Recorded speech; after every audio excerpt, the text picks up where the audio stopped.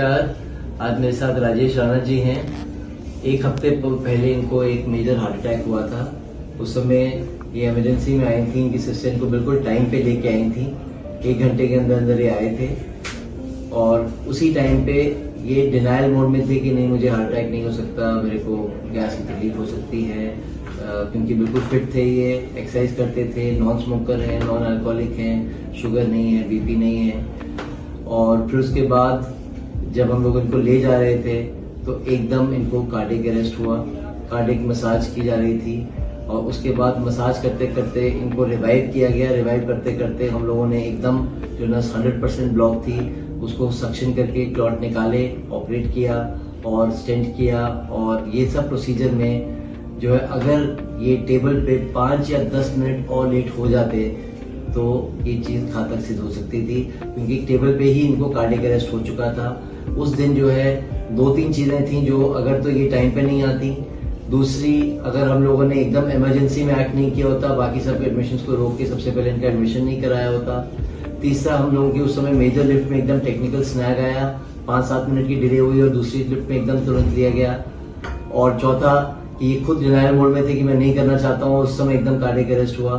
तो ये चारों चीजें अगर हो के हम लोगों ने कंट्रोल किया टाइमिंग कैसे, और एकदम इनको रिवाइव किया, शॉक दिए गए, मल्टीपल शॉक दिए गए और उसके बाद इनको रिवाइव करके आज ये हमारे सामने हैं। तो जो कहने का तात्पर्य ये है कि इसमें time is muscle. Heart diseases में जितनी जल्दी हम लोग आइडेंटिफाई करेंगे कि भाई दिक्कत है, उतनी जल्दी ट्रीट करेंगे, इंसान एक बिल्कुल नॉर्मल लाइफ लीड कर सकता है बाद में, सारी प्रिकॉशंस के साथ साथ। धन्यवाद। आप कुछ बोलना चाहते हैं? बिल्कुल, मैं राजेश राणा जी की बहन। जैसे ही डायग्नोज हुआ कल्याणी हॉस्पिटल से कि इनको माइनर अटैक पड़ा है, और उन्होंने कहा हमारे डॉक्टर से आप सजेशन ले लीजिए। उन्हें 5-10 मिनट का टाइम लगा और मेरे मदर पहले से इनकी पेशेंट है, तो मैंने इनके असिस्टेंट को कॉल किया और इन्होंने मुझे कहा कि आप फटाफट आ जाइए, हम आपको इमरजेंसी पे मिलेंगे। और जैसे मैं इमरजेंसी पे आई उस वक्त ये बिल्कुल डॉक्टर वहां प्रेजेंट थे। आते ही इन्होंने इनकी ईसीजी की 100% ब्लॉकेज हुई। तो सबसे पहले मेरे को लेके जो सबसे बेस्ट चीज मेरे को लगी, ऑपरेशन बहुत दूर की बात है, लेकिन जो इन्होंने मुझे वहां सपोर्ट किया, मैं उतने पैसे भी नहीं लेके आई थी, क्योंकि इतना ब्रदर को लग रहा था कि शायद उसके साथ फूड पॉइजनिंग की प्रॉब्लम है, और वहां जाकर ये डायग्नोज हुआ कि इन्हें हार्ट अटैक है। मेरे पास मुश्किल से 4-5 हजार रुपए थे। डॉक्टर ने मुझे जो उस वक्त सपोर्ट किया वो तो मैं बयान ही नहीं कर सकती। इन्होंने खुद एडमिशन उस पर जाकर बात की कि इनके पास जो भी है मैं उसकी गारंटी लेता हूँ, मेरे वेल लोन है और मेरे बिहाफ पे आप इनका एडमिशन कर दीजिए।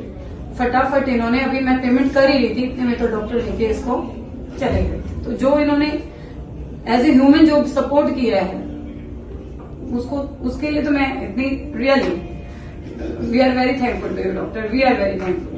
क्योंकि कितनी बार पैसे होते हुए भी चीजें रह जाती है, लेकिन जो ह्यूमन सपोर्ट है सबसे पहले, ये मेंटेलिटी होना कि भाई एक बार अगर इनके पास पैसे नहीं है तो भी मेरे पेशेंट के पास एक बेस्ट डॉक्टर जाना चाहिए, जो मुझे कहीं नहीं मिला।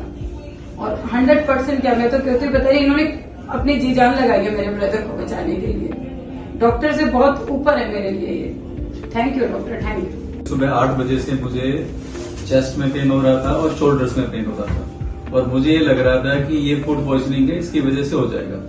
और मैं उसके लिए उसको इग्नोर करके मैं कोर्ट जाने वाला था, हाई कोर्ट जा रहा था मैं दिल्ली। लेकिन रास्ते में मुझे फील हुआ कि नहीं, जब मैं सही नहीं हूँ, तो मैं मेट्रो स्टेशन से वापस आया। घर आने के बाद भी मुझे लग ही नहीं रहा था मुझे अटैक है। मैंने सोचा शायद पेन होगा। उसके बाद सिस्टर को बताया मैंने कि मेरा पेन बंद नहीं हो रहा है। उसके बाद वो कल्याणी में गए, उन्होंने कहा जी नहीं अटैक है ये। तो यहाँ आने के बाद भी मुझे विश्वास नहीं था कि मुझे अटैक हुआ, क्योंकि ना तो मैं एल्कोहलिक हूँ, ना मैं स्मोकिंग करता हूँ, ना मैं तला हुआ खाता हूँ, ना चीनी खाता हूँ, कुछ नहीं खाता मैं, और एक्सरसाइज करता हूँ। रोज 10 से 15 किलोमीटर मेरी वॉकिंग है। मुझे विश्वास नहीं था कि मुझे अटैक हुआ है। और जब प्रोसीजर स्टार्ट हुआ तब भी मैंने मना कर दिया कि नहीं, मेरा ऑपरेशन नहीं करना है, क्योंकि मेरा अटैक ही नहीं है, पता नहीं आप क्या चीरफाड़ करोगे। तो लास्ट में मेरी सिस्टर ने कहा नहीं भाई तू करवा दे। और जब मुझे पता चला कि मेरी जो ब्लॉकेज है 100% ब्लॉकेज है मेरी, और उसी दौरान फिर मेरी सांस भी चली गई। यानी मेरा ये समझ लीजिए कि दूसरा जन्म हुआ ये सारा का सारा, मैं ये मान के चलता हूँ। तो और ये सारा हुआ डॉक्टर साहब की वजह से कि इन्होंने जो एफर्ट किया, जितना भी किया है, वो सब उनकी मेहरबानी की आज मैं दूसरे जन्म हूँ। और अभी दूसरे जन्म में मैं कुछ ऐसे काम करूंगा जो रह गए हैं मेरे शायद। Thank you.